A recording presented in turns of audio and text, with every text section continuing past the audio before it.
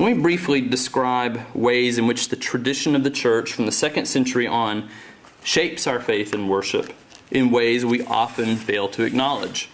In other words, here are some practices not as old as the New Testament that we allow. Separation of the Lord's Supper from an actual meal probably took place in the 2nd century.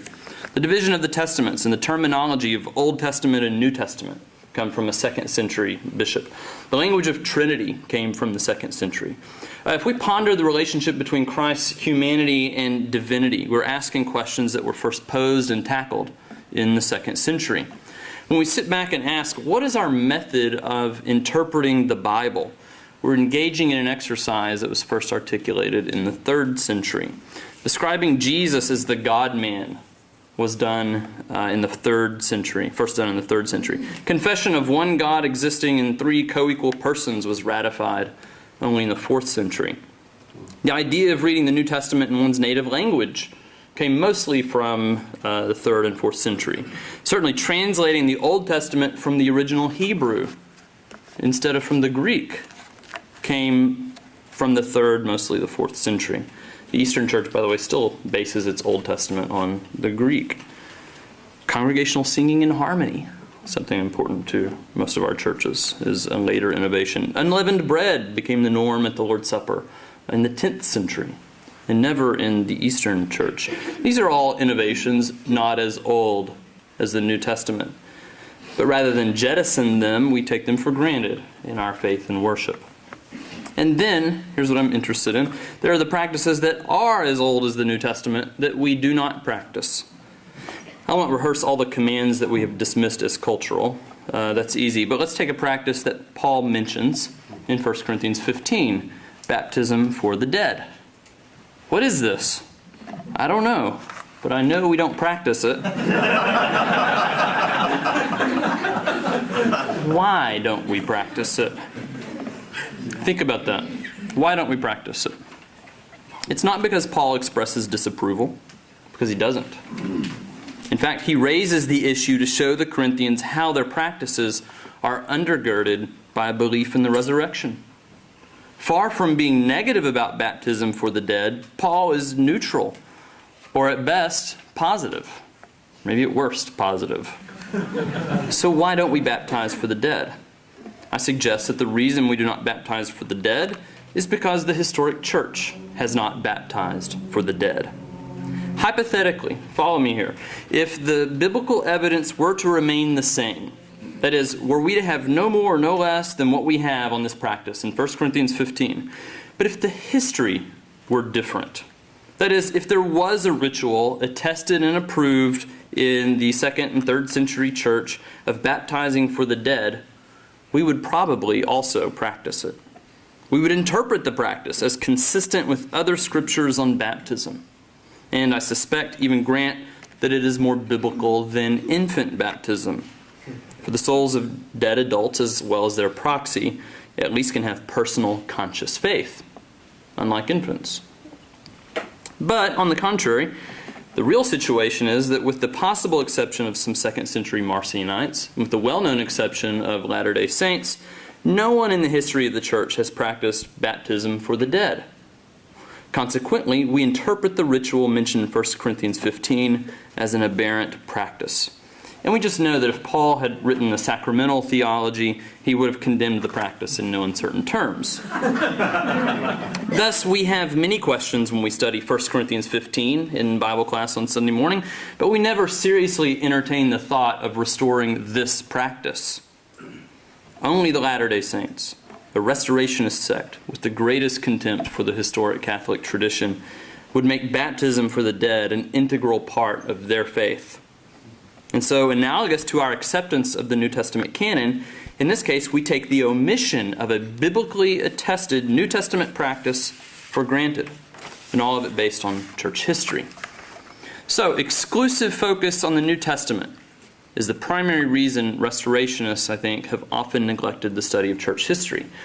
Let me quickly add another reason church history has been neglected by all Christians: our society's increasing neglect of the humanities, and the corollary fascination with the practical, and with a narrow set of knowledge that leads to specific skills. Universities and their students want knowledge that leads to marketable skills that can be easily assessed. Seminaries and churches want people that know how to preach, how to counsel, how to take care of our kids. But the most valuable outcome of studying church history, namely what I call historical perspective, is a hard thing to define. Historical perspective is not extremely marketable, and it's difficult, even more difficult, to quantify and assess. On a scale of 1 to 5, how much historical perspective do you or a student have? On more occasions than I care to count, I have found myself in the awkward position of trying to convince practical-minded educators that historical perspective is an important thing for a minister to have.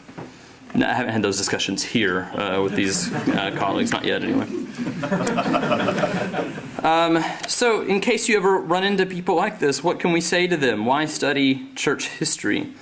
Listen to this quote from the opening of Livy's History of Rome. "The study of history is the best medicine for a sick mind. For in history you have a record of the finite variety of human experience, plainly set out for all to see.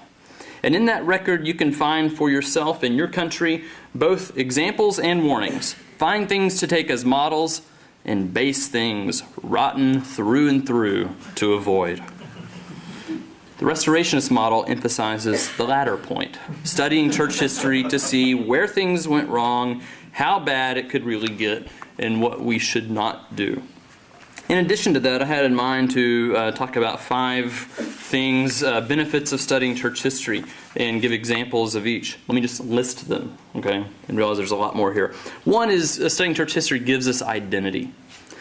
The second one I had in mind was that it gives us wisdom and perspective. Let me just expand on this for a moment, since we talked about the readings were about wisdom today. When I saw that, I thought, well, I'll say something here. The theological resources at our disposal in the church's history are more than any one of us could absorb in one lifetime. Yet we ignore most, if not all, of those resources. Most of the questions and debates and problems we face in the church now have been handled at some point in the church's history. Yet we try to reinvent the wheel. So besides wisdom, I think we can also gain perspective. The study of church history is a call for balance. First, we begin to recognize the swing of the pendulum over time. Then we begin to get a pretty good idea of the pendulum's present position, direction, and momentum. And so we're better equipped to take the pendulum where it needs to go today, or more likely to stand in its way and push back with all our might before it goes too far. This is something that Everett Ferguson calls historical foreground. In other words, reading Scripture in light of the subsequent history of its reception. And I think with many distinctive practices of the Church of Christ, let's say that are not a slam dunk biblical argument, or are not based on a perspicuous Scripture that wins the day, despite what some of our forebears have claimed. Rather, it's the argument from history, the historic practice of the church that confirms distinctives like frequent communion and a cappella singing and worship. So anyway, it gives us wisdom and perspective. Third, it can be useful in shaping proper Christian attitudes. Fourth, church history, there is a value for apologetics, knowing the history of the church and defending the faith of that church. And then finally, the study of church history strengthens our faith, can strengthen our faith. And it's difficult to accurately quantify outcomes such as identity, wisdom, dispositions, and faith. The Likert scale can only do so much with these intangibles. But perhaps it is just these intangibles that make the pursuit of historical theology so valuable to the church. So to return to my initial concern, Restorationism and church history need not be an odd couple, but can be more like the dynamic duo.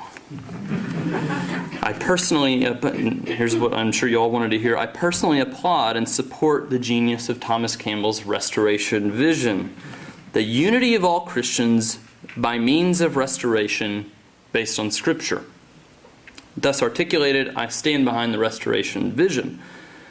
But I must take leave of any interpretation and application of Scripture in the Church that seeks to bypass nearly 2 millennia of church history, or that tries to read the Bible as if no one has read it before, and tries to do theology and worship as if they have not been done for the last 1900 years.